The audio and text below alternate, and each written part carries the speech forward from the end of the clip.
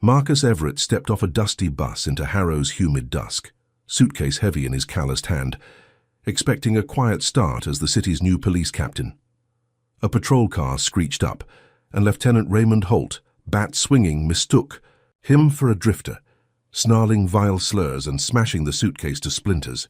Marcus stayed calm, revealing nothing, but Holt's bat froze when his phone buzzed with a precinct memo naming Marcus captain.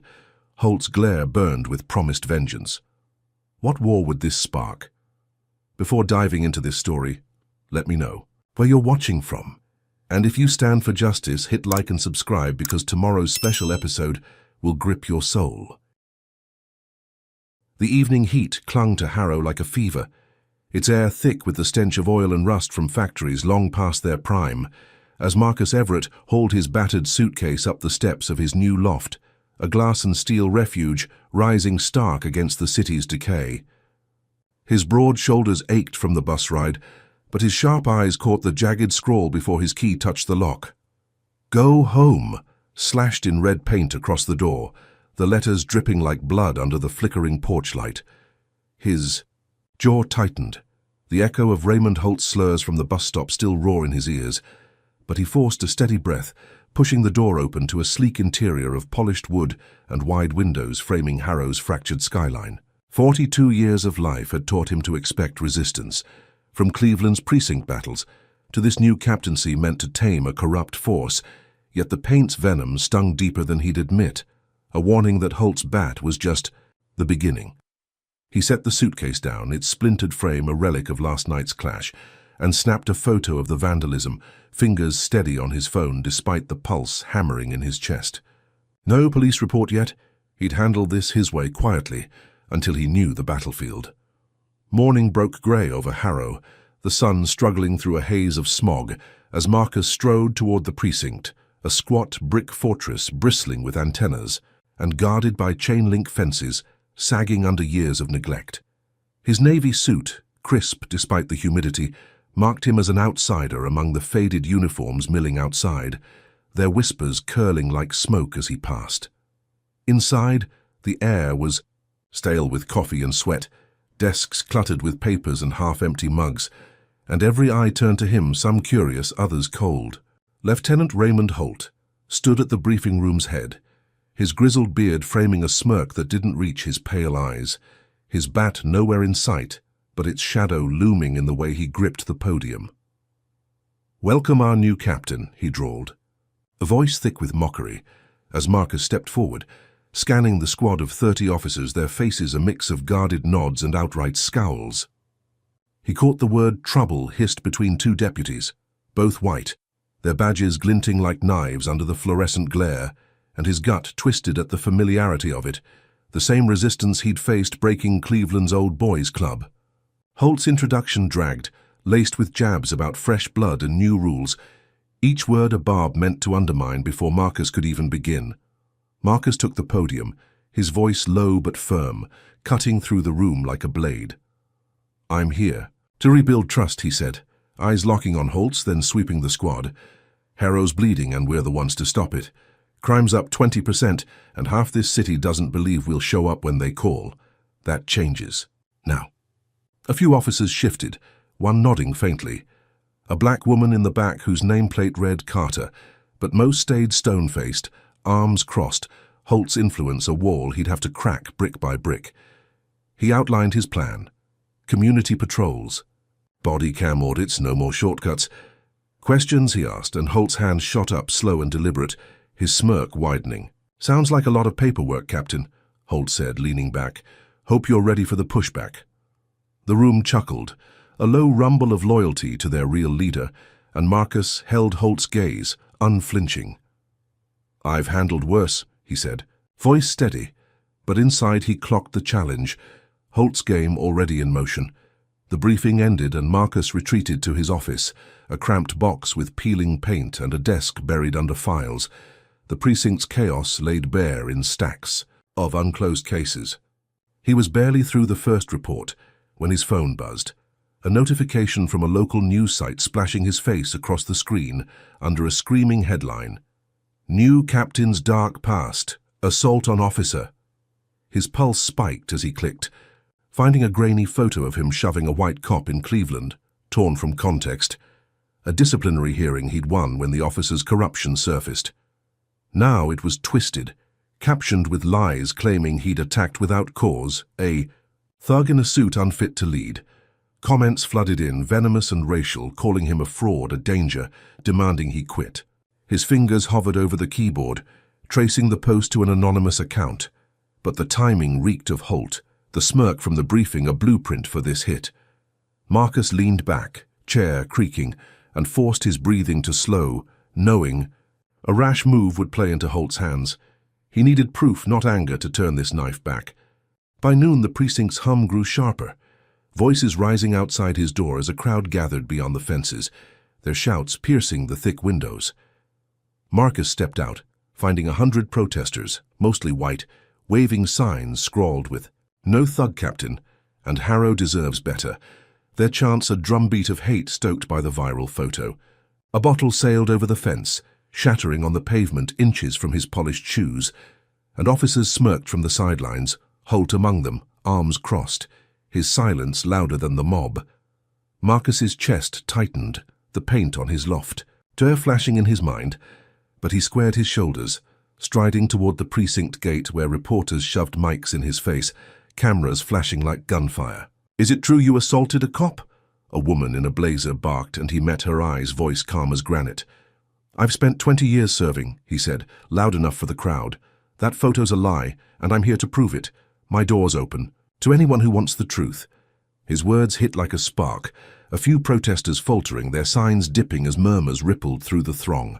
A black teenager in a hoodie nodded from the back, phone raised, streaming Marcus's stand, and the crowd's roar dulled, some drifting away, others shouting louder but less sure.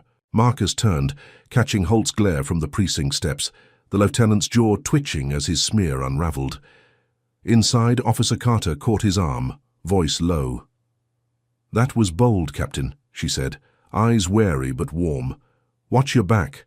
Holt doesn't miss twice." Marcus nodded, a flicker of alliance sparking, and returned to his office, the shouts fading behind him.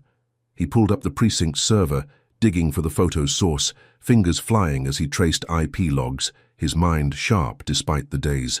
Wait. The crowd had split, his speech trending on local feeds, clips shared with hashtags like Harrow Captain fights, and for a moment he felt the ground steady, the city's pulse syncing with his own. He'd faced the mob, turned their fire, and stood taller, the paint on his door just a scar he'd outlast.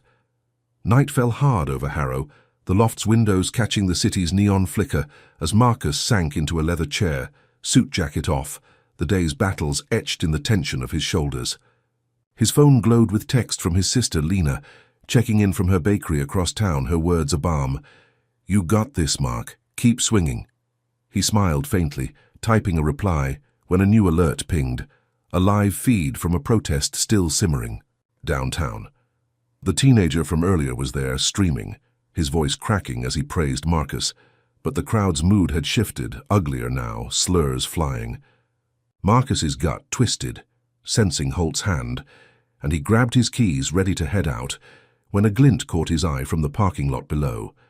He froze, peering down, and saw a shadow slip beside his car, a black sedan gleaming under the street lamp. The figure crouched, quick and practiced, attaching something small to the undercarriage, its faint red blink pulsing like a heartbeat. Marcus's breath caught, the paint, the photo, the mob all dwarfed by this silent threat. He bolted downstairs, phone recording as he reached the lot, but the shadow was gone, the night swallowing their tracks. Up close, the device blinked steady, a tracker, its wires sleek and professional, Holt's fingerprints all over it. Marcus knelt, heart pounding, and left it in place, knowing removal would tip his hand. He straightened, the city's hum a low growl around him, and realized Holt wasn't just fighting dirty. He was planning something bigger, a trap Marcus couldn't yet see. The speech had bought him time, maybe allies, but Holt's game was far from over, and this blinking light was a promise of worse to come. The moon hung low over Harrow's slums, its pale light barely piercing the smog that choked the narrow streets, where boarded-up shops and sagging tenements stood like ghosts of better days. Marcus Everett moved through the shadows, his navy suit swapped for a black hoodie and jeans, the tracker's red blink still pulsing in his mind from the night before, a silent taunt from Lieutenant Raymond Holt that he hadn't yet countered. His boots scuffed the cracked pavement, each step deliberate as he patrolled, hoping to meet the people Harrow's precinct had abandoned, to show them their new captain wasn't just a title. His broad shoulders carried the weight of the loft's painted slur and the precinct's viral smear. But his sharp eyes scanned every alley, every flicker of movement, knowing Holt's game was far from over. A bodega's neon buzzed ahead, its owner, a wiry black man named Jamal, sweeping the stoop, nodding as Marcus approached. "You really out here?" Jamal asked, voice low, and Marcus smiled faintly, offering a hand. "Someone's got to start," he said, the words steady, despite the unease curling in his gut. Could one handshake rebuild a city's trust?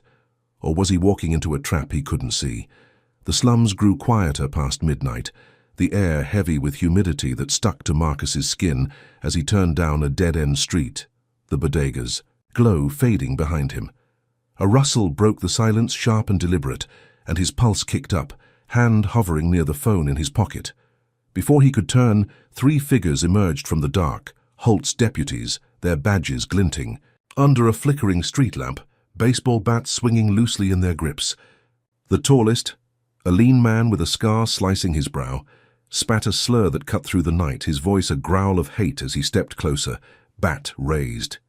"You don't belong here, Captain," he sneered, the title twisted into a curse, and the others, stocky twins with buzz cuts, laughed, circling like wolves. Marcus stood his ground, heart pounding but face calm, sizing them up. No guns, just wood and rage, Holt's orders clear in their eyes.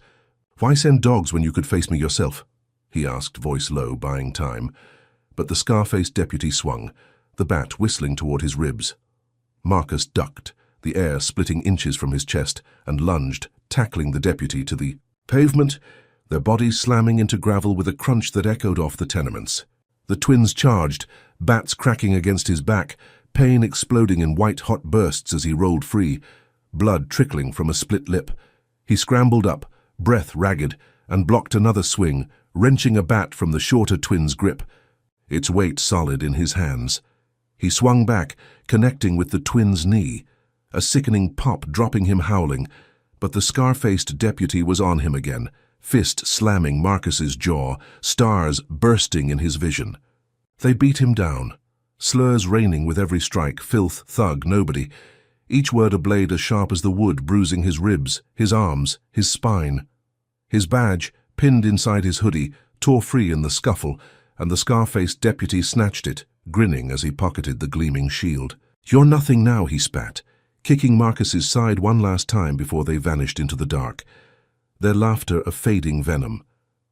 Marcus lay sprawled, asphalt biting his palms, blood pooling warm beneath him, every breath a knife in his chest. His fingers fumbled for his phone, miraculously intact, its screen cracked but glowing as he propped himself against a dumpster, the slum's stench of rot and oil thick in his lungs. He dialed Jamal, voice hoarse, barely above a whisper. "Need a ride," he said, no questions, and hung up, dragging himself to a shadowed stoop to wait. Jamal's beat-up van screeched up minutes later, his eyes widening at Marcus's state, but asking nothing, just helping him in, the engines rumble a lifeline as they peeled away. Back at Marcus's loft, the painted door a grim welcome. He limped inside, collapsing onto the couch, blood smearing the leather as he pulled up his phone again. His thumb hovered, then tapped record, the red dot a spark in the dimness. "Here's your captain," he rasped, angling the screen to show his battered face, the torn hoodie, the welts rising purple on his arms. "Holt's men did this. They stole my badge because I'm here to change things. Harrow, you deserve better." He uploaded the video, fingers trembling, and went live, the stream's counter ticking up, dozens, then hundreds, watching as his words cut through the night. "They think they can break me," he said, voice gaining strength, "but I'm still standing. And I'm not alone." The chat exploded, names he didn't know typing fury, support, justice for Everett trending as Jamal's phone buzzed beside him, showing the same feed. By dawn, the video had thousands of views, clips spreading like wildfire, and Marcus's chest swelled, pain dulled by the city's roar. A news alert pinged. Holt's 3 deputies suspended pending investigation, their names splashed across local sites. The scar-faced leader's mugshot a grim trophy. Marcus leaned back, ice pack pressed to his jaw, and let himself believe it. Let the suspension feel like a crack in Holt's armor. He'd turned their bats against them, made their hate a weapon for truth. Could this be the shift, the moment Harrow saw him as theirs? His eyes drifted shut, exhaustion pulling hard. The loft's silence a rare balm after the night's storm. The reprieve shattered with a thunderous crash at sunrise, the loft's door splintering under a battering ram as Harrow police stormed. In 6 officers in riot gear, guns drawn, their shouts a deafening blur. Marcus jolted upright, hands raised, pain screaming through his bruised ribs as they yanked him from the couch, cuffs snapping tight around his wrists.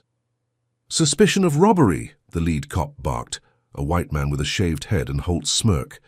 Tossing a bag of stolen jewelry onto the floor, its gems glinting like lies under the loft's lights. Marcus's heart sank, the live stream's triumph souring as he clocked the setup, Holt's hand in every detail. "That's not mine," he said, voice steady despite the chaos, but the cop kicked the bag closer, grinning. "Tell it to the judge."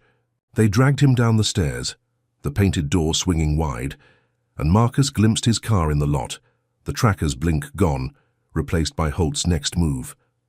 The city's cheers faded in his ears, replaced by the cuff's bite, Holt's, shadow lengthening with every step. Had his stand just painted a bigger target, or could he turn this trap inside out? Comment number 1 if you're raging at Holt's deputies for beating Marcus bloody just for doing his job, hit like to stand with his fight, and subscribe to see this battle unfold. What's Holt planning with that planted jewelry, and will Marcus break free before it buries him? The Harrow jail squatted under a grey dawn, its concrete walls slick with dampness, the air inside heavy with mildew and the tang of despair as Marcus Everett sat on a rusted bench in a cramped cell, his bruised ribs throbbing from the deputy's bats, blood still crusted on his split lip. The cuffs from the loft raid bit into his wrists, their cold steel a constant reminder of the jewelry planted by Holt's orders, a lie that had turned his live stream's triumph into ash. His black hoodie hung torn, the spot where his badge, once pinned now a ragged hole, stolen in the slum's ambush, and his sharp eyes flicked to the cell's barred window, where a sliver of light fought through the grime. Voices echoed down the corridor, jeering cops trading slurs like coins, their laughter sharp as glass, and Marcus's jaw tightened, the precinct's betrayal a deeper wound than the welts purpling his arms. He'd come to Harrow to rebuild trust, but Holt's machine was grinding him down, each move a calculated jab to prove he didn't belong. Could a single cell break a man who'd faced worse, or was this just the prelude to Holt's real play? The cell door clanged, and 2 guards strode in, both white, their badges gleaming under the flickering bulb, one with a pockmarked face, the other squat with a boxer's build. They smirked, tossing Marcus's phone onto the concrete, its cracked, screen glinting as the pockmarked guard stomped it, shards scattering like broken teeth. "Evidence gone," he drawled, kicking the pieces toward Marcus, who stayed still, breath steady despite the rage coiling in his chest. The boxer guard leaned close, breath sour with tobacco, and hissed, "You're nobody here, Captain." They laughed, slamming the door shut, the lock screech a final taunt, and Marcus stared at the wreckage, his live stream's power snuffed out, Holt's hand clear in every shard. He flexed his fingers, knuckles stiff, and traced the cell's damp walls, mapping a plan in his mind, knowing Lena, his sister, would be fighting for him outside these bars. Her bakery's warmth, her fierce heart, they were anchors he clung to, but the guard's slurs rang louder, a chorus of hate that echoed Harrow's pulse. How long could he hold out before Holt's next blow landed? Hours bled into one another, the cell's bulb buzzing like a trapped insect, until footsteps broke the monotony, heavy and deliberate. Raymond Holt appeared at the bars, his grizzled beard framing a grin that curled like smoke, his baseball bat tapping lazily against his thigh, its chipped wood a silent promise of violence. Marcus stood, ribs screaming, and met Holt's pale eyes, unflinching despite the cuffs cutting deeper with every shift. "Enjoying the view, Lieutenant?" he asked, voice low, and Holt's grin widened, the bat's tap sharpening, a rhythm Marcus knew too well from the bus stop's clash. "This city's mine, Everett," Holt said, leaning close, voice a gravel pit. "That robbery charge, airtight. You'll rot before trial, and your sister's next if you push me." Marcus's heart spiked, Lena's face flashing, but he kept his face, stone, refusing to give Holt the crack he craved. "You're slipping," he said, voice cutting. "Threatening families desperate, even for you." Holt's eyes narrowed, the bat hovering an inch from the bars. Then he turned, boots scuffing, leaving Marcus with the echo of his laugh. A vow of worse to come. Marcus sank back, the bench cold against his spine, Holt's threat sinking claws into his resolve. Lena, her bakery's flowered counters, her stubborn hope, she was out there, vulnerable, and he couldn't reach her. He replayed the raid, the jewelry's gleam, the tracker's blink from his car, all threads in Holt's web, and his mind churned, searching for a loose strand to pull. The cell's silence pressed in, broken only by the distant clang of doors, until a new sound stirred, a murmur growing louder. Voices outside the jail's walls, rhythmic, defiant. Marcus dragged himself to the window, peering through the bars, and saw a crowd swelling, dozens, then hundreds, black and brown faces mixed with a few white allies, their signs swaying in the morning haze. Free Everett. End corruption. His chest tightened, hope flickering, and there at the front stood Lena. Her braids pulled tight, her baker's apron swapped for a megaphone, her voice booming, "My brother's no thief. Harrow deserves truth." Lena's words hit like a spark, the crowd's chants shaking the jail's foundation, and Marcus gripped the bars, his bruises forgotten as he watched her rally them, phones raised, streaming her speech live. She held up a petition, pages thick, with signatures, and called for his release, her eyes blazing with the same fire that had kept their family whole through Cleveland's storms. The guards shifted in the corridor, their smirks fading as the crowd's roar drowned their slurs, and Marcus felt the tide turn, Lena's courage a lifeline he hadn't expected. By noon a news van rolled up, cameras flashing, and a lawyer in a pinstriped suit pushed through, Lena's friend Malik, his tablet glowing with the petition's viral spread, 20,000 signatures and climbing. The precinct chief, a balding man with sweat staining his collar, caved under the pressure, signing Marcus's bail papers with a grunt, and the cell door swung open, Malik grinning as he tossed Marcus a fresh shirt, navy and crisp, to replace the torn hoodie. Marcus stepped out, the sun harsh against his skin, and Lena threw her arms around him, her tears soaking his shoulder as the crowd cheered, their voices a thunderclap that rattled the jail's gates. He held her tight, whispering, "You're trouble, you know that?" And she laughed, shaky but real, the sound a balm after the cell's chill. They drove to her bakery, a cozy shop with yellow walls and the scent of fresh bread, where supporters gathered, clapping his back, offering coffee, their faith in him a shield against Holt's lies. Marcus sank into a booth, Lena sliding a plate of cornbread his way, and for a moment he let himself breathe, let the bail feel like freedom, the petition a hammer that cracked Holt's grip. He pulled up his burner phone, a backup he'd kept, hidden, and saw the live stream trending, clips of Lena's rally shared citywide, the deputy's suspension now a headline beside his release. Could this be it, the moment Holt's machine stalled? He sipped coffee, the warmth spreading, and believed just for a heartbeat that he'd turned the tide. Night fell sudden and heavy, the bakery's lights dimming as Lena locked up. Marcus, helping stack chairs, their laughter light despite the day's wait.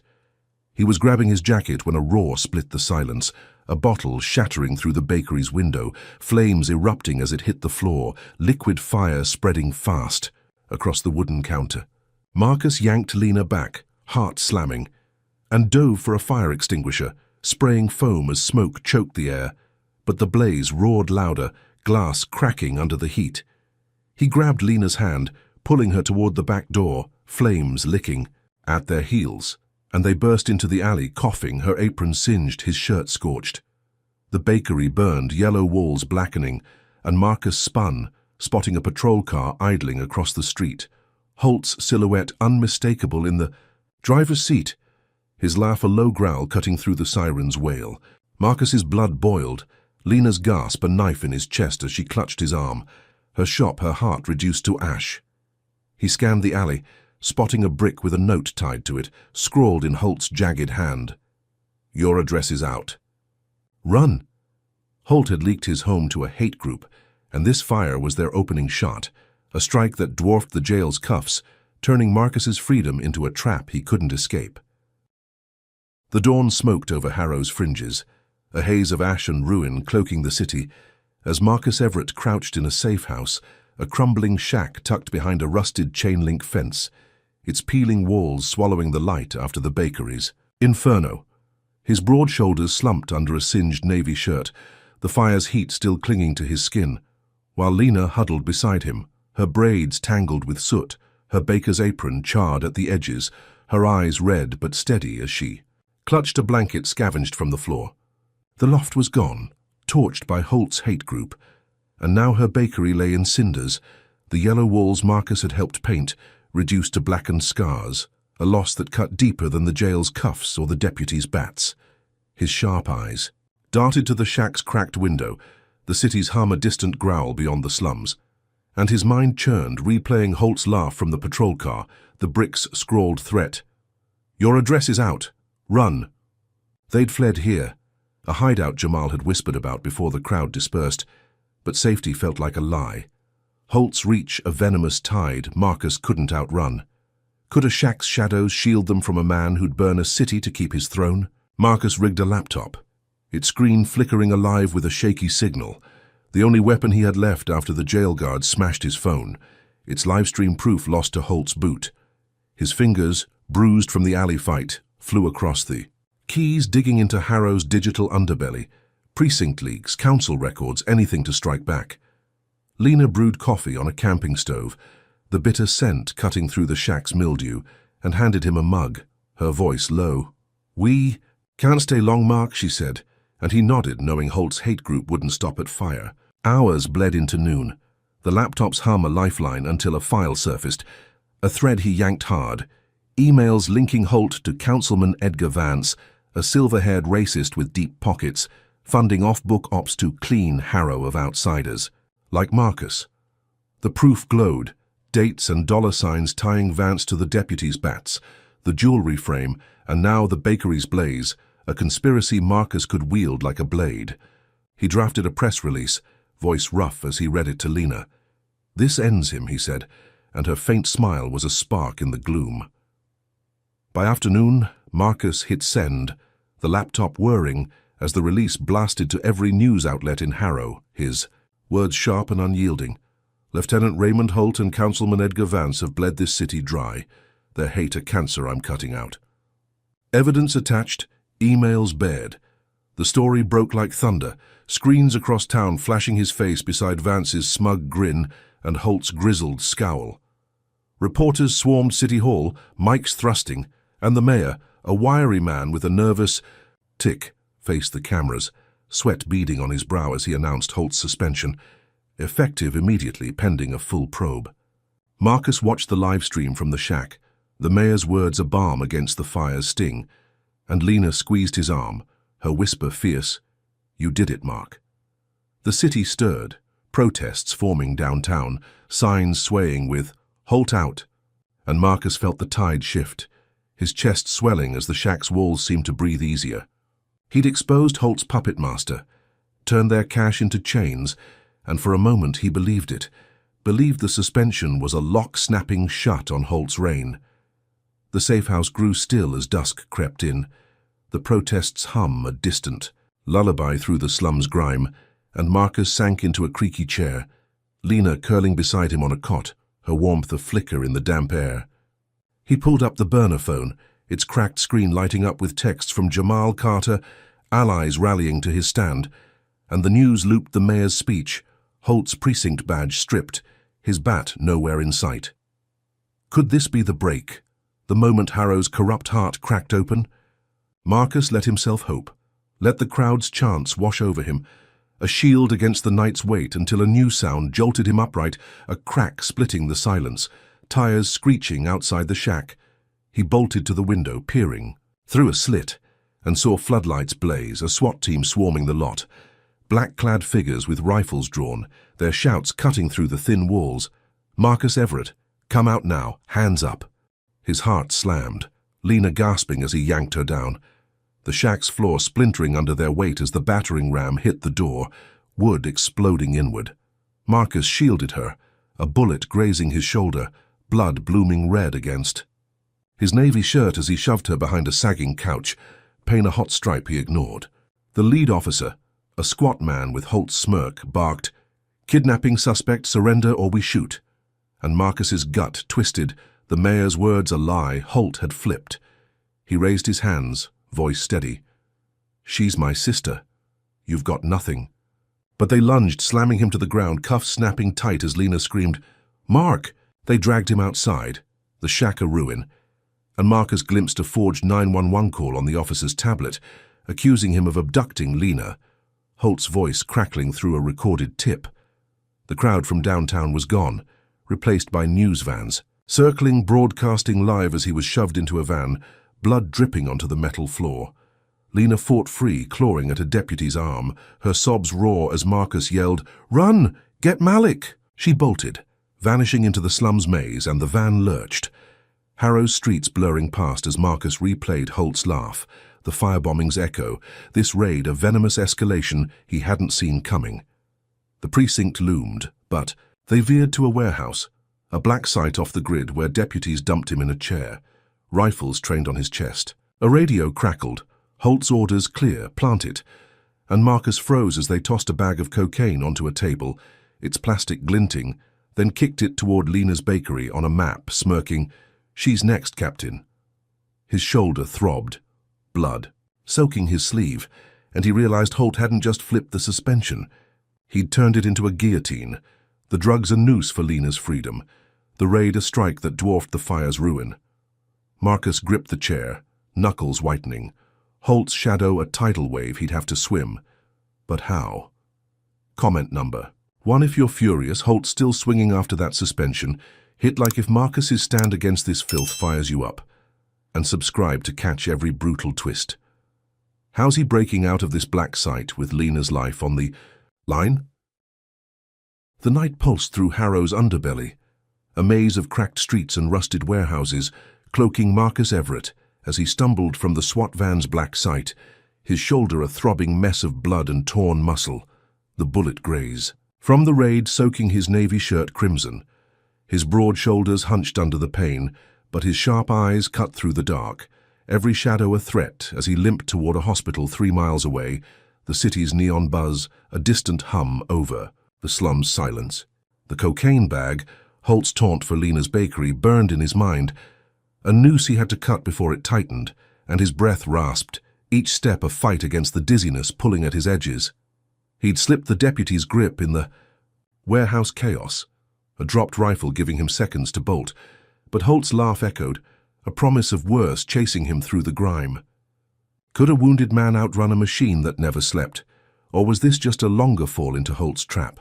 Marcus reached Harrow General as midnight tolled, its pale halls a sterile blur of white tiles and beeping machines, where he collapsed against the ER desk, blood dripping onto the counter, his voice a hoarse whisper, "Shot, need help."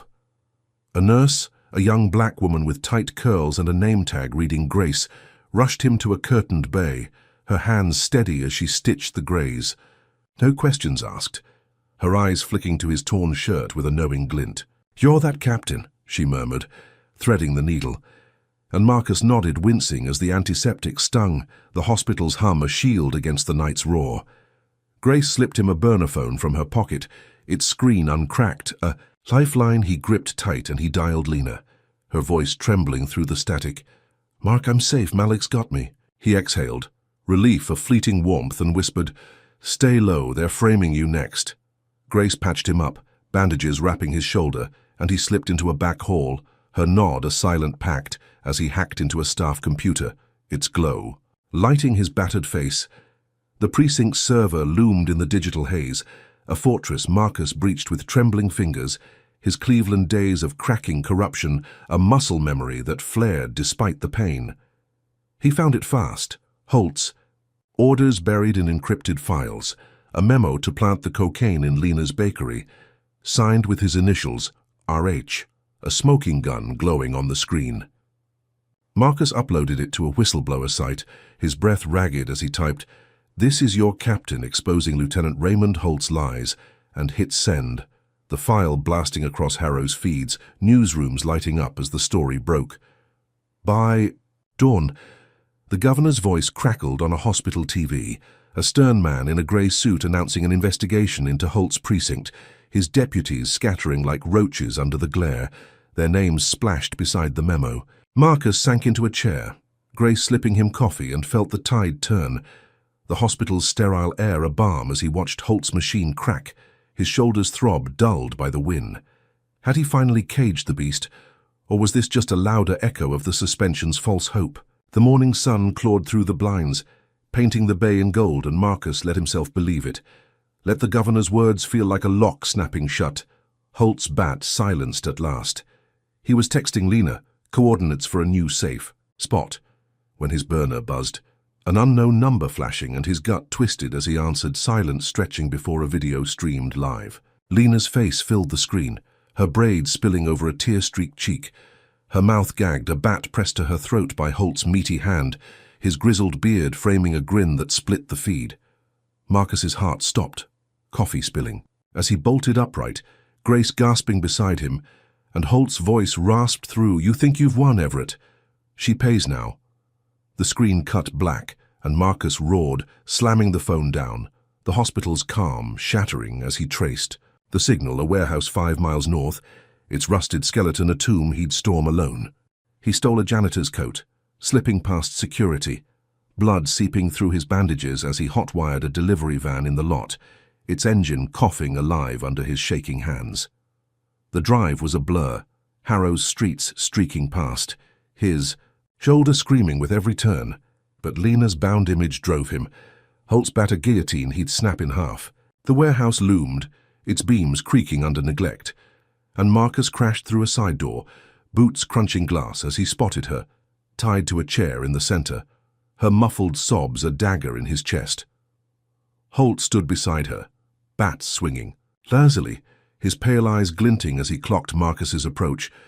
"You're late, Captain," he sneered and swung, the wood-slicing air toward Lena's skull. Marcus tackled him, pain exploding in his shoulder as they hit the concrete, the bat clattering free, and he wrestled Holt down, fists pounding his grizzled face, blood splattering as Lena's chair rocked, her screams piercing the din. Holt surged, a wounded bull slamming Marcus into a crate, wood splintering under their weight. But Marcus kicked free, snatching the bat and smashing it against Holt's knee, a crack echoing as the lieutenant howled, stumbling back, his buzz cut slick with sweat. Marcus cut Lena loose, her wrists raw, her sobs shaking as she clung to him, and he dragged her toward the exit, Holt's groans a pitiful drone behind them. They burst outside, the van's engine still warm, and Marcus floored it, Lena trembling. Beside him, the warehouse shrinking in the rear view as sirens wailed faint but closing. He'd saved her, turned Holt's trap inside out, and his chest heaved, a jagged triumph cutting through the pain until a thunderous boom shook the earth. The precinct's skyline erupting in orange flames miles away, smoke choking the dawn. His burner buzzed, a news alert screaming, "Precinct bombed, Captain Everett suspect," and Marcus's blood froze, Holt's voice crackling through a planted radio. "You're done now, thug." The van swerved, Lena gasping as Marcus gripped the wheel. The hospital's hope, the governor's probe, all ash in his mouth as Holt's final strike landed.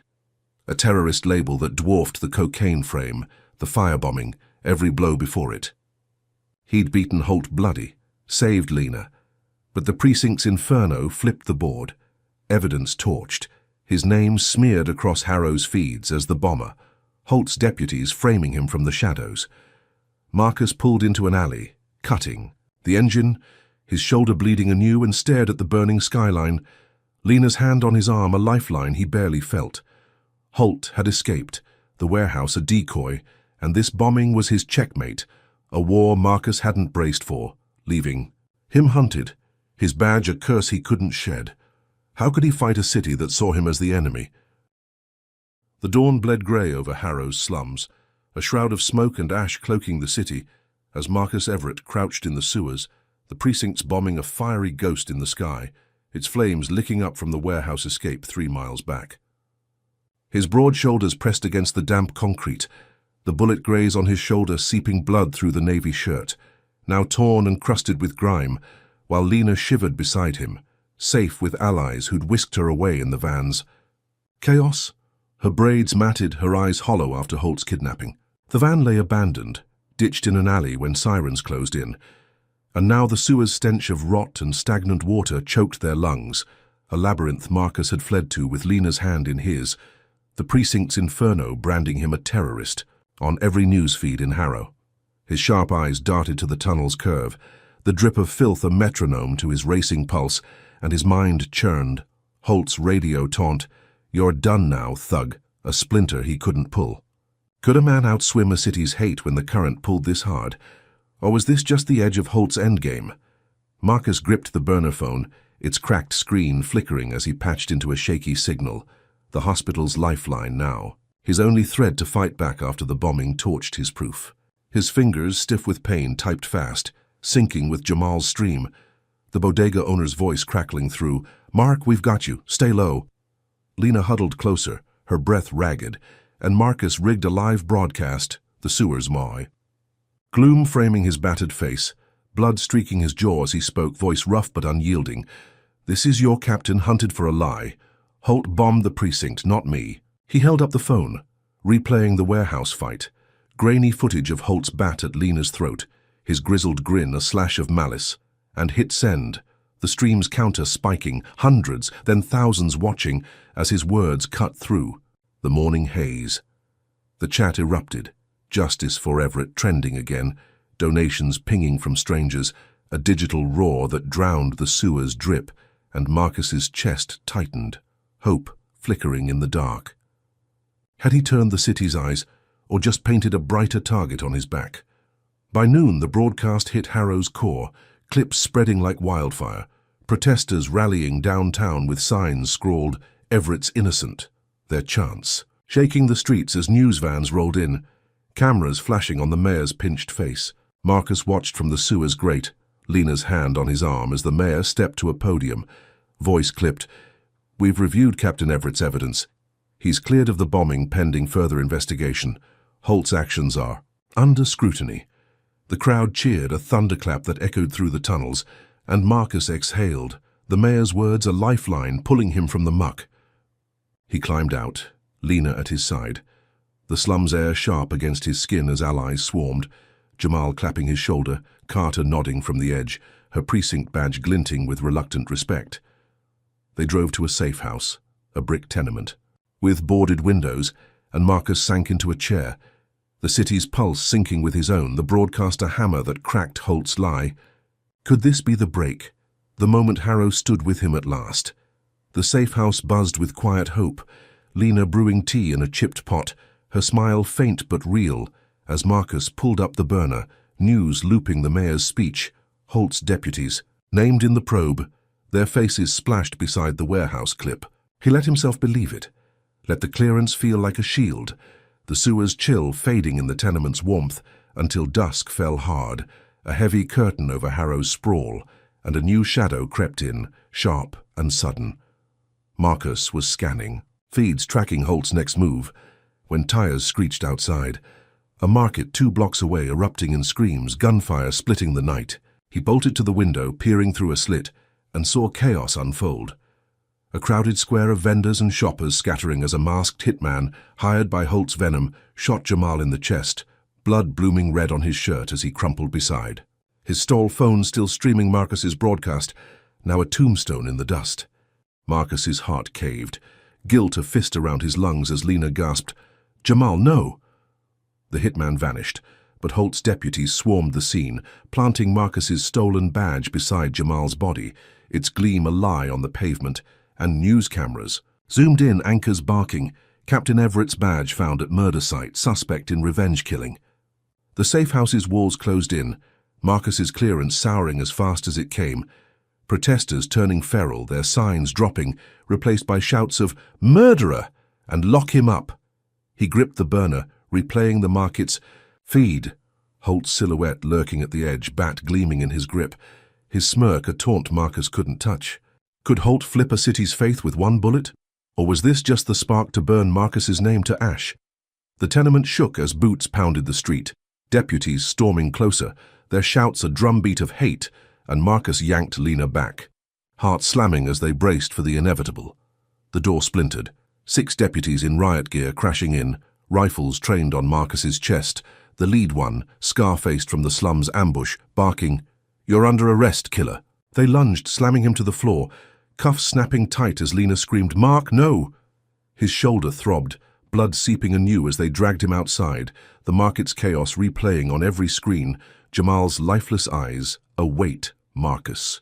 Couldn't shed. The crowd swelled, phones raised filming his fall, their cheers from dawn now boos, a chorus of betrayal stoked by Holt's frame, his grizzled face grinning from the mob's edge, bat swinging lazily, a king reclaiming his throne. Marcus's knees hit the pavement, cuffs cutting deeper, and he locked eyes with Holt, the lieutenant's laugh a low growl that drowned the siren's wail. The mayor's words, the broadcast's roar, all crumbled under this strike. Holt's venom, a tidal wave Marcus hadn't braced for, leaving him caged, his ally dead, his name a curse. How could he claw back from a grave Holt had dug this deep? Comment number 1, if you're gutted. Holt took Jamal just to frame Marcus. Hit like, if his sewer stand still burns in you, and subscribe to see this fight spiral wilder. Can Marcus break these chains before Holt buries him for good? The Harrow jail loomed under a bruised dusk, its grey walls slick with evening dampness, the air inside thick with sweat, and the echo of steel, as Marcus Everett slumped on a steel bench in a max security cell, his wrists chained to the wall, the cuffs from the market arrest cutting deep into his bruised skin. His broad shoulders ached, the bullet graze on his shoulder seeping blood through the navy shirt, now a tattered rag crusted with sewer grime, and Jamal's death. A weight that hollowed his chest. The flickering bulb overhead cast jagged shadows. Across his swollen jaw, split lip crusted from the deputy's fists, and his sharp eyes glared at the chipped ceiling. Holt's frame up a noose tightening with every breath. Jamal's lifeless eyes flashed, the badge planted beside him a lie that turned the mayor's clearance to ash. And Marcus's jaw clenched, the market's boos a chorus of hate he couldn't silence.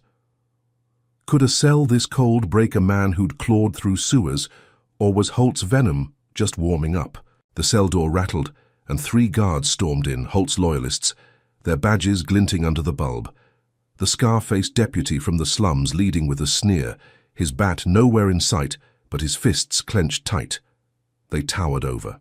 Marcus II, a lanky man with a buzz cut, spitting a slur that stung sharper than the cuffs, while the third, a squat brute with a boxer's build, cracked his knuckles, grinning as he grabbed Marcus's chain, yanking it hard. "You're done, killer," the scar-faced guard growled, slamming a boot into Marcus's ribs, pain exploding in white-hot bursts as the others joined, fists pounding his chest, his arms, his face, blood splattering the concrete with every strike. They laughed, a guttural roar of power. Thug, nobody, trash, each word a blade slicing deeper than the bruises blooming purple on his skin, and Marcus grunted, breath ragged, refusing to scream, his mind clinging to Lena's face, her bakeries, ashes, a fire he'd turn against them. How long could he take this before they broke more than his body? Hours crawled, the bulb buzzing like a trapped fly. The guards' boots a fading echo as they left Marcus sprawled, blood pooling warm beneath him, his chained wrists trembling from the strain. His fingers flexed, stiff with pain, and he traced, the chain's rust mapping an out, knowing Lena wouldn't let him rot. The cell's silence pressed in, broken by a faint tap at the bars, and Marcus jolted, peering through swollen eyes to see Lena, her braids pulled tight, slipping a burner. Phone through, her whisper fierce, "Mark, use this, I've got eyes outside." She vanished before the guards returned, her courage a spark in the gloom, and Marcus gripped the phone, its screen lighting up his battered face as he tapped record, the red dot a lifeline in the dark. "This is your captain," he rasped, angling. The screen to show the welts, the blood, the chains. "Holt's men did this, framing me for Jamal's murder." He uploaded it, Streaming live, the counter ticking up, hundreds, then thousands watching as his voice cut through the jail's chill. The chat erupted, justice for Everett spiking again, donations pinging as Marcus spoke. They think they've won, but I'm still here, and you're my voice. The stream hit the governor's desk by midnight, a stern voice crackling on a guard's radio. Transfer Everett now, and Marcus's chest swelled, pain dulled by the city's roar. The guards grumbled, unlocking the chain with reluctant hands, their smirks fading as they marched him to a van, its engine growling under the jail's shadow. And Marcus felt the tide turn, the live stream a hammer that cracked Holt's grip. They drove him to a safe facility, a low brick building 10 miles west, its walls less grim, and Marcus sank into a cot, the governor's order a shield against the night's weight. Could this be the break, the moment Holt's dogs lost their bite? He let himself hope, let the transfer feel like freedom, the cell's echo fading in the facility's quiet hum. The reprieve shattered with a roar at dawn, the safe facility's gates crashing open as a lynch mob stormed the lot. 50 men in hoods and boots, their shouts a deafening blur. Everett's a killer, string him up. Marcus jolted awake, heart slamming as he peered through the bars, the mob's torches casting flickers of hate across the pavement. Holt's voice crackling through a megaphone. He confessed. Hear it. A fake audio played. Marcus's voice twisted. I bombed the precinct.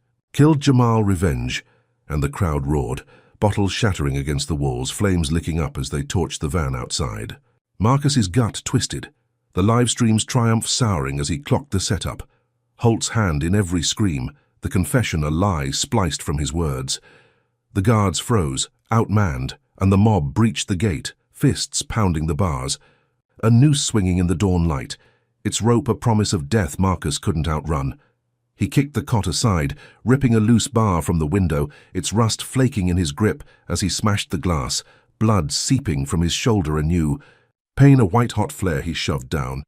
The mob surged, boots thundering, and Marcus climbed out, dropping 10 feet to the gravel, his ribs screaming as he rolled free, the noose swinging inches from his head. He sprinted, weaving through the lot, flames roaring behind him as the mob's shouts chased, "Kill the thug." His burner buzzed, a text from Malik glowing. Councilman Vance funded this, proofs out, and Marcus's mind raced, the live stream's echo flipping Holt's game, the mob a venomous tide he'd barely slipped. He ducked into a cornfield, stalks snapping under his weight, blood trailing as he ran, Holt's megaphone a ghost in the wind, and learned the truth. Vance's dirty cash a web deeper than the precinct, a conspiracy Marcus had to tear apart. How could he fight a city that wanted him dead? The dusk smoked over Harrow's outskirts, a derelict factory looming like a rusted skeleton against the horizon, its broken windows leaking the stench of oil and decay as Marcus Everett crouched inside, his broad shoulders hunched under a tattered navy shirt, blood-crusted from the mob's chase through the cornfield 10 miles back. His sharp eyes darted to the factory's cracked skylights, the bullet graze on his shoulder throbbing beneath bandages torn loose in the escape, while his bruised ribs ached with every breath, the jail's beatings a ghost in his bones. The burner phone glowed in his grip, Malik's text about Councilman Edgar Vance's funding a lifeline he clung to, the mob's noose still swinging in his mind, Holt's fake confession, a lie that turned the safe facility's hope to ash. His boots scuffed the concrete, littered with shattered crates, and his mind churned. Holt's bat, Vance's cash, a web he'd tear apart, but could a hunted man rip down a city's lords from a factory's shadows? Or was this just Holt's next trap snapping shut? Marcus rigged the burner, its cracked screen flickering as he patched into a shaky signal, the live stream's echo from the jail a blade he'd sharpen again, his fingers stiff with pain as he typed fast, sinking. With Lena's safe-line, her voice crackling, "Mark, I'm hidden, use this." He uploaded Vance's funding proof, emails tying the councilman to the mob, the jewelry frame, the precinct bombing, and went live, the factory's gloom framing his battered face, blood streaking his jaw as he spoke, voice rough but unyielding. "This is your captain exposing Councilman Vance, Holt's puppet master." He held up the phone, showing the mob's torches, the noose, his voice rising. "They want me dead, but I'm still here, and you're my army." The stream's counter spiked, thousands watching, justice for Everett trending as protests erupted downtown. Signs swaying with Vance out, a roar that shook the factory's rusted beams. By midnight, the broadcast hit Harrow's core, clips spreading like wildfire, reporters swarming City Hall, the mayor's pinched face sweating as he announced Vance's arrest, cuffs glinting on the councilman's wrists, Holt's power waning under the glare. Marcus watched from a factory window, the protests hum a pulse in the night, and felt the tide shift, his chest swelling as the factory's damp air lightened, Lena texting, "You broke him, Mark." The governor's voice crackled on a stolen radio, Holt's crew under review, deputies scattering, and Marcus let himself believe it, let Vance's fall feel like a crown he'd forged, the mob's hate a shield he'd flipped. Could this be the crack, the moment Holt's throne crumbled at last? He sank against a crate, the city's chants a balm against the shoulder's throb, hope a fragile thread in the dark. The factory grew still as dawn bled through the haze, protests swelling to thousands, their boots stomping pavement as Marcus pulled up the burner. News looping Vance's perp walk, Holt's name a curse on every tongue. He let himself hope, let the governor's probe feel like a lock snapping shut, until a thunderous roar shook the earth, a chemical plant 2 miles east erupting in orange flames, smoke choking the sky as sirens wailed, a blast that dwarfed the precinct's ruin. Marcus jolted upright, heart slamming as he switched feeds, an anchor barking, explosion at Harrow Chemical, dozens dead, Captain Everett suspect, and his gut twisted, the protest's roar souring as news branded him a terrorist.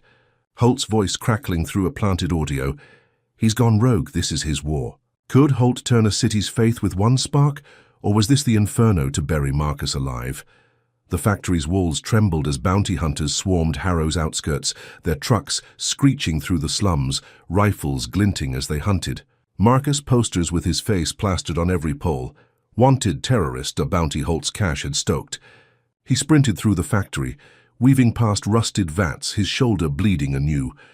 Pain a white-hot flare as he fended off 2 hunters, their knives slashing air inches from his chest. He slammed a pipe into one's skull, a crack dropping. Him cold and kicked the other's knee, snapping bone as he fled. Blood trailing into the dirt outside, the hunter's shouts a venomous tide he couldn't outrun. He ducked into a ditch, breath ragged, and checked the burner. A text from Lena glowing, "They've got me again, Mark." Holt's men, a warehouse north, and Marcus's heart stopped. The plant's flames a decoy. Holt's bat a guillotine he'd swung again, her kidnapping a strike that dwarfed Jamal's blood. Marcus crawled from the ditch, his legs shaking as he stole a motorcycle from a hunter's stash, its engine roaring to life under his trembling hands, and sped north, the warehouse's rusted shell 5 miles away, Lena's bound image searing his mind. He crashed through the door, spotting her tied to a beam, her braids spilling over a bruised cheek. Holt's deputies circling, bats raised, but no Holt, his absence a taunt Marcus couldn't read.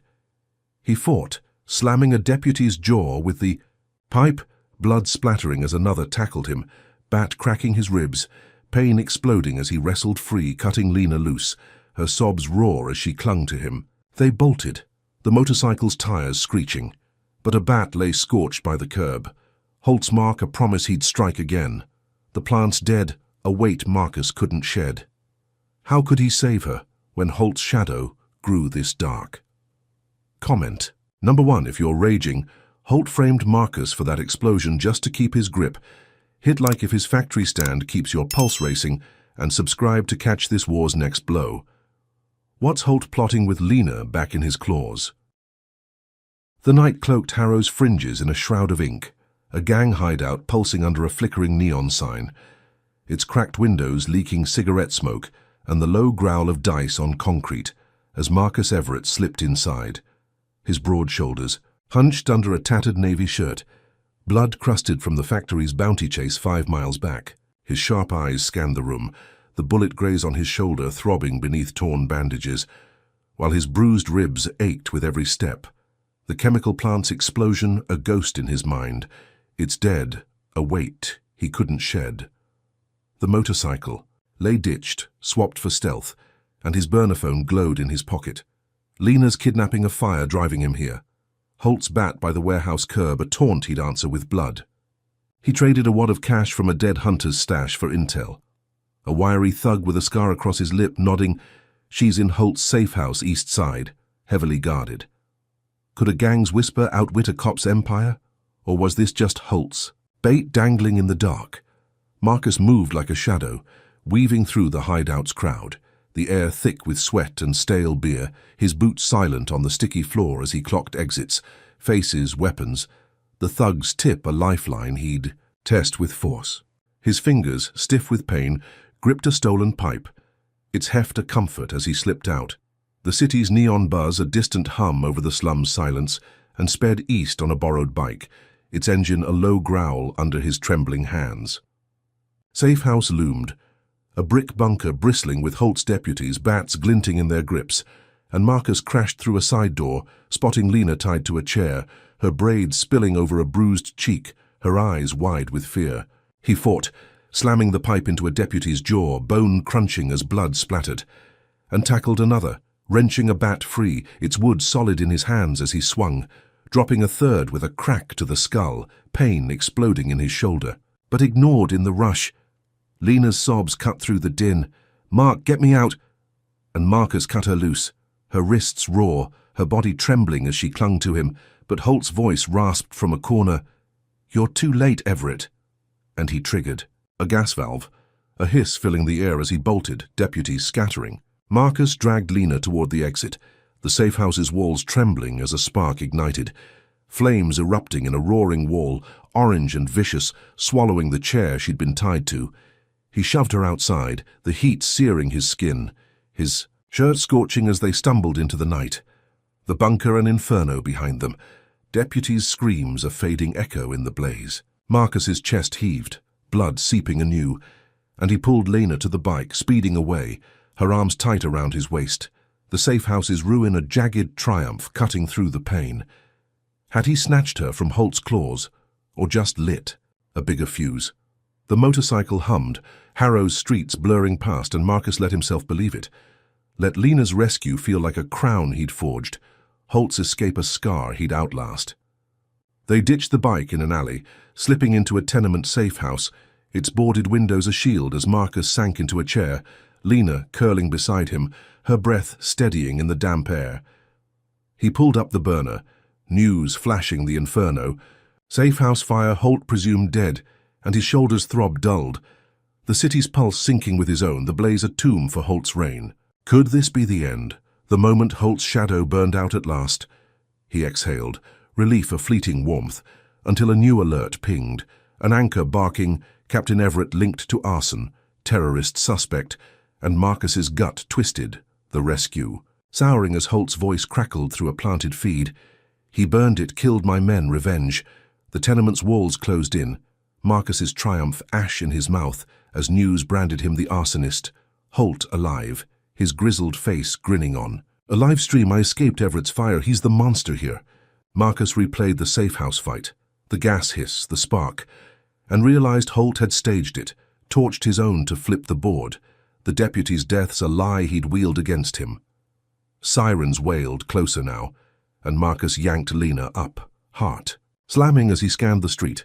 Deputies raiding allies' homes, their shouts a drumbeat of hate. He dialed Jamal's family, Carter's line, but static answered. News cutting in, Everett's supporters arrested. Jamal's kin cuffed on false charges. Drug possession, conspiracy.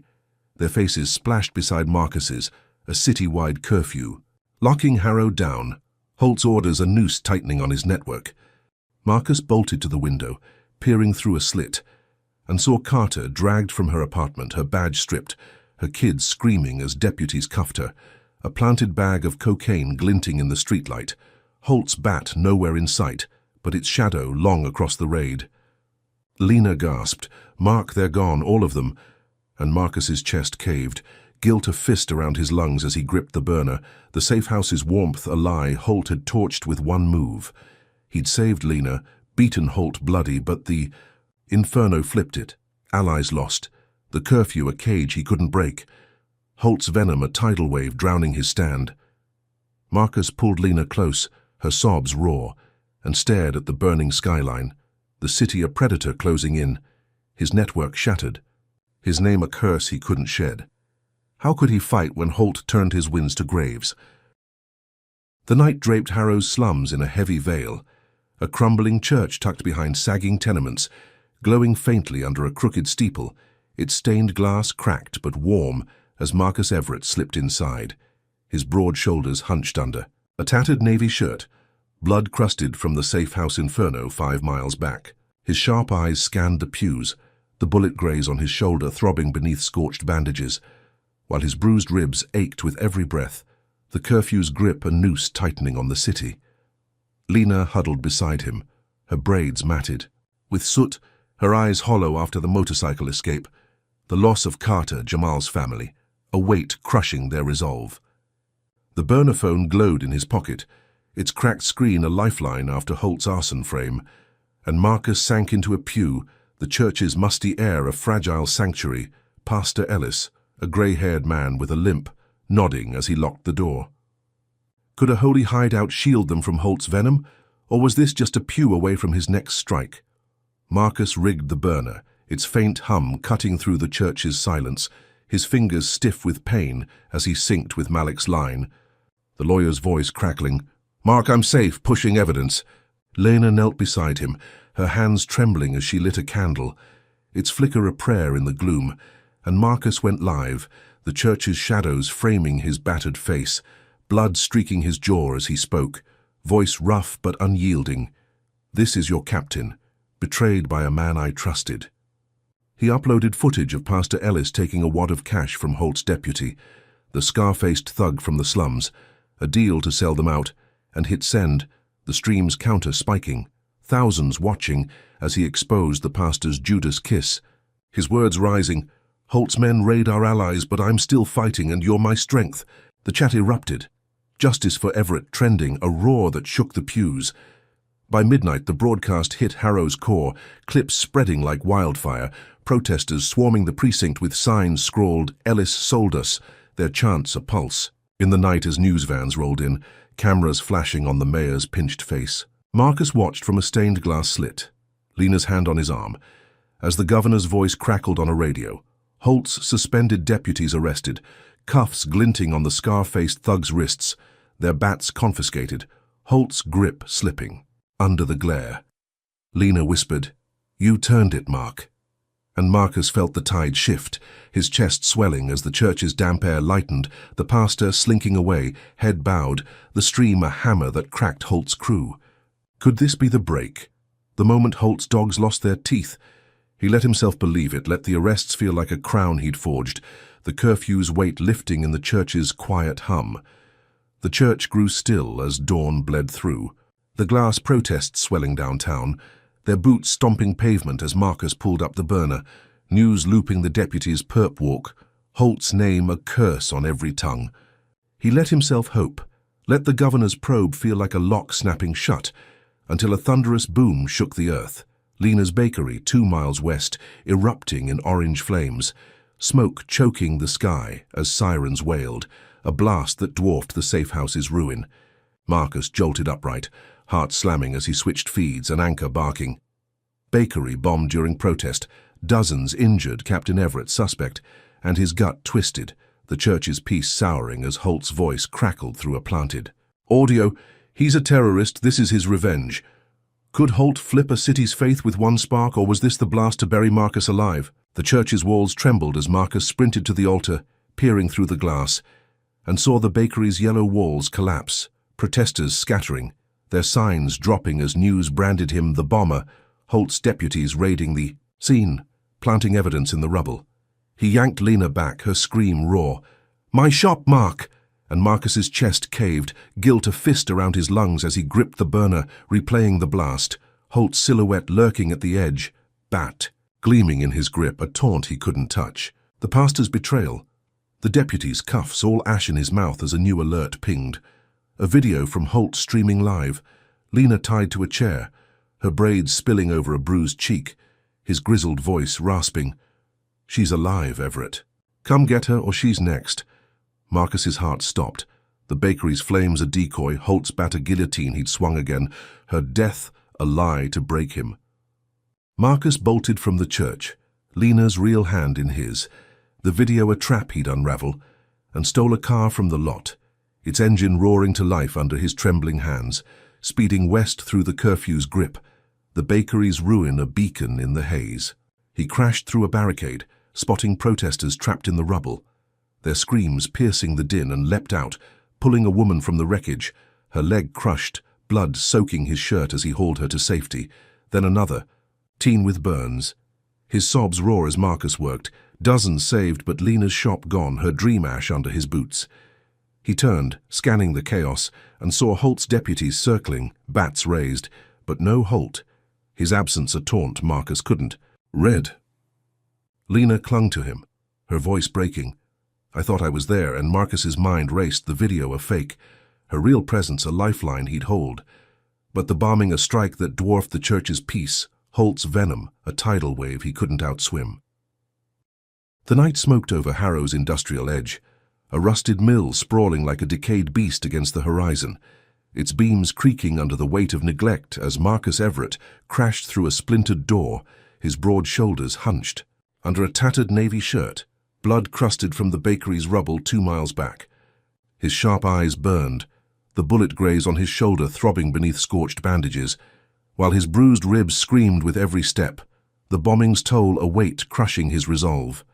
Lena clung to his arm, her braids matted with soot, her eyes wide with dread after the church's betrayal, Holt's fake video a lie he'd unravel with force. The burner phone glowed in his pocket, its cracked screen a lifeline after the bakery's blast, and Marcus moved fast, the mill's damp air thick with rust and oil, Holt's stronghold a tomb he'd stormed to end this war. Could a rusted ruin hold the key to Holt's fall, or was this just his final snare snapping shut? Marcus crept through the mill's shadows, weaving past shattered machinery, his boots silent on the concrete as he clocked Holt's deputies, bats glinting in their grips, their laughter a low growl cutting through the hum. He spotted Lena, not the real one beside him, but a decoy tied to a conveyor, her braids a cruel mimicry. Holt's trap laid bare and his heart slammed, realizing the video was bait to lure him here. He yanked Lena back, her gasp raw. "That's not me, Mark." And Marcus charged, slamming a pipe into a deputy's skull, bone crunching as blood splattered, and tackled another, wrenching a bat free, its wood solid in his hands as he swung, dropping. A third with a crack to the chest, pain exploding in his shoulder but ignored in the rush. Holt emerged from the gloom, his grizzled beard framing a grin, bat swinging lazily, and rasped, "You're predictable, Everett," stepping closer to the decoy, his pale eyes glinting with malice. Marcus lunged, pipe clashing with Holt's bat, metal. Hon wood sparking as they fought, the mill's walls trembling under their fury. Lena's real voice screaming, "Mark, behind you!" He ducked a deputy's swing, slamming Holt into a rusted beam, the lieutenant's knee buckling as he roared, blood streaking his buzz cut. But Holt surged, slamming Marcus to the floor, bat pounding his ribs, pain a white-hot flare he shoved. Down. Marcus kicked free, snatching the burner, its red dot glowing as he streamed live, the mill's chaos framing his battered face. "This is your captain ending Holt," and smashed the bat into Holt's jaw, a wet crunch dropping him hard, blood pooling as he groaned, eyes rolling back. Marcus pinned him, forcing the phone close. "Say it, Holt, the bombing, all of it."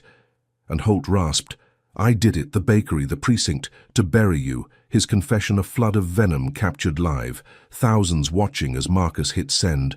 The streams, counter-spiked, justice for Everett trending as Marcus cut the decoy loose. A terrified girl Holt had nabbed, her sobs roar as Lena helped her up, the mill's damp air lightening with Holt's fall. Sirens wailed, faint but closing, and Marcus dragged Holt outside, cuffs from a dead deputy snapping tight around his wrists, the lieutenant's groans a pitiful drone as backup swarmed, 3 cops in vests cuffing him fast, hauling him to a van, his rein shattered in the dust. Marcus limped out, Lena at his side, her arm around his waist, the mill shrinking behind them as paramedics patched his shoulder, blood soaking the bandages anew, and the governor's voice crackled on a radio. "Holt jailed, Everett cleared," a jagged triumph cutting through the pain. Could this be it? The moment Holt's shadow broke at last? He let himself believe it, let the confession feel like a crown he'd forged. The city's hum a balm against the night's weight. The safe house glowed faintly, a brick tenement 3 miles west, its boarded windows a shield, as Marcus sank. Into a chair, Lena brewing tea in a chipped pot, her smile faint but real. The governor's call a lifeline pulling them from the mill's chaos. News looped Holt's perp walk, his grizzled face cuffed, bat gone, and Marcus felt the tide shift, his chest swelling as supporters rallied downtown, signs swaying with Everett's hero, the bakery's loss, a scar he'd outlast. He pulled. Up the burner, the confession trending, clips shared citywide, and let himself hope. Let the jail's clang feel like a lock snapping shut, until dusk fell hard, a heavy curtain over Harrow's sprawl, and a new shadow crept in, sharp and sudden. Marcus was scanning feeds tracking Holt's fate when tires screeched outside, a prison riot erupting 10 miles east. Holt's loyalists freeing him, their shouts a drumbeat of hate on every screen, a live feed showing his grizzled grin, bat gleaming anew. "I'm back, Everett." Marcus jolted upright, heart slamming as he switched feeds, an anchor barking, Holt escapes, loyal deputies stage riot, and his gut twisted, the confession's triumph souring as news flashed a drive-by at his victory speech, 3 blocks away, where supporters gathered, their cheers cut by gunfire, bullets ripping through the crowd. Blood splattering pavement as Marcus's name trended again, hero to hunted. He sprinted outside, Lena's scream raw. "Mark, no!" and saw the chaos, a black truck peeling away. Holt's bat etched with Captain's End tossed on the curb, a taunt he couldn't touch. Paramedics swarmed, allies down, a woman he'd saved from the bakery clutching her chest, blood soaking. Her shirt and Marcus's chest caved, guilt a fist around his lungs as he gripped the burner. The safe house's warmth, a lie Holt had flipped. He'd beaten Holt bloody, cleared his name, but the riot and drive-by flipped it. Supporters lost. The city a predator closing in, Holt's venom a tidal wave he couldn't outswim. The night cloaked Harrow's outskirts in a shroud of ink, a derelict quarry sprawling like a jagged wound against the horizon, its cliffs looming under a bruised sky as Marcus Everett screeched to a halt in a stolen truck, his broad shoulders hunched under a tattered navy shirt, blood crusted from the drive-by 3 miles back. His sharp eyes burned, the bullet graze on his shoulder throbbing beneath scorched bandages, while his bruised ribs screamed with every breath, the riot's chaos a weight crushing his resolve. Lena sat beside him, her braids matted with soot, her eyes wide with dread after the Mills fight, Holt's bat etched Captain's End a taunt he'd bury in this pit. The burner phone glowed in his pocket, its cracked screen a lifeline after the victory speech's bloodbath, and Marcus rigged it fast, streaming live, the quarry's gloom framing his battered face. "This is your captain. Ending Holt tonight." His voice rough but unyielding as he hit send. Thousands watching. Justice for Everett trending. A roar that shook the cliffs. Could a quarry's dust bury Holt's reign, or was this his final trap snapping shut? Marcus leapt from the truck, Lena's hand in his, weaving through the quarry's maze, its gravel crunching under his boots as he clocked Holt's deputies, bats glinting in their grips, their shouts a low growl cutting through the wind. He spotted her, tied to a rusted crane, her braids spilling over a bruised cheek, her sobs raw, and his heart slammed. Holt's decoy from the mill, a lie he'd seen through. This Lena real, her life the prize. He charged, slamming a rock into a deputy's skull, bone crunching as blood splattered, and tackled another, wrenching a bat free, its wood solid in his hands as he swung, dropping a third with a crack to the chest, pain exploding in his shoulder, but ignored in the rush. Holt emerged from the shadows, his grizzled beard framing a grin, bat swinging lazily, and rasped, "You're mine, Everett," stepping closer to Lena, his pale eyes glinting with malice, the quarry's cliffs a cage he'd rule. Marcus lunged, bat, clashing with Holt's, wood on wood sparking as they fought, the quarry's walls trembling under their fury, Lena's voice screaming, "Mark, get me out." He ducked Holt's swing, slamming him into a boulder, the lieutenant's knee buckling as he roared, blood streaking his buzzcut. But Holt surged, slamming Marcus to the gravel, bat pounding his ribs, pain a white-hot flare he shoved down. Marcus kicked free, snatching a jagged stone and smashed it into Holt's leg, a crack echoing as Holt howled, stumbling back, his bat clattering free. Marcus pinned him, forcing the phone close, streaming live. "Say it again, Holt, all of it." And Holt rasped, "I burned the bakery, bombed the precinct, killed your people." His confession a flood of venom, captured raw, the counter spiking, millions. Watching as Marcus cut Lena loose, her wrists raw, her sobs shaking as she clung to him. Could this be the end? Holt's voice a noose he'd tied himself? The quarry shook as Marcus dragged Holt up, cuffs from a dead deputy snapping tight around his wrists. The lieutenant's groans a pitiful drone as Marcus shoved him toward the truck, Lena at his side, her arm around his waist, the cliff shrinking behind them. He let himself believe it, let the confession feel like a crown he'd forged. Holt's bat silenced at last, until a rumble split the air, the quarry's roof. Caving in, rocks crashing down as Holt's final trap triggered. A hidden charge he'd planted, dust choking the sky. Marcus yanked Lena back, diving for cover, pain exploding in his shoulder as boulders slammed the ground. Holt's laugh a ghost in the chaos. "I'm not done, Everett." They scrambled, the truck's frame buckling under debris, and Marcus fought. Through the rubble, breaking Holt's leg anew with a rock. A sickening snap dropping him cold, blood pooling as he groaned. Eyes rolling back, Marcus hauled Lena out, her breath ragged, the quarry a tomb around them. Holt's trap a venomous tide he'd barely slipped, and they stumbled to the edge, the truck gone, the burner's stream flickering as he typed. Holt's. Down we're alive, hitting send. The city's roar a lifeline in the dust. Sirens wailed, faint but closing, and Marcus sank to his knees, Lena's hand on his arm, the confession trending, clips shared worldwide, the governor's voice crackling on a deputy's radio. Holt rearrested, Everett cleared, a jagged triumph. Cutting through the pain. Paramedics swarmed, patching his shoulder, blood soaking the bandages anew, and Marcus let himself hope. Let the quarry's ruin feel like a lock snapping shut, until a crack split the silence, a sniper's shot ringing. Out! The bullet slamming his chest, a hot stripe of death he couldn't dodge. Lena screamed, "Mark, no!" dragging him behind a boulder, her hands trembling as she pressed his chest, blood blooming red through his shirt, his breath fading as paramedics rushed, too slow, the quarry's dust a shroud as he flatlined in the ambulance, the city's hum a distant echo in his ears. Harrow mourned, protests swelling downtown, signs swaying with Everett's martyr. The sniper nabbed in a raid, a pawn confessing Holt's final order, a bullet meant for Marcus that stole his breath. Holt's grin snuffed by steel bars in a max security hole, life without parole. Months bled into silence, the city's scars deepening until a hospital room flickered with light. Marcus awakening from a coma, his chest a map of stitches. Lena at his side, her braids pulled tight, her eyes red but steady.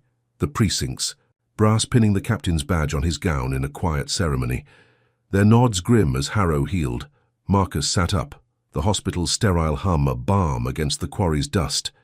His voice rough as he addressed the room, its walls lined with charts and flowers. "This ends with me, no more Holtz, no more blood on our streets." His words cutting through the hush, officers nodding, the city's pulse sinking with his own. He'd gone to the quarry, beaten Holt bloody, turned his trap inside out and stood taller.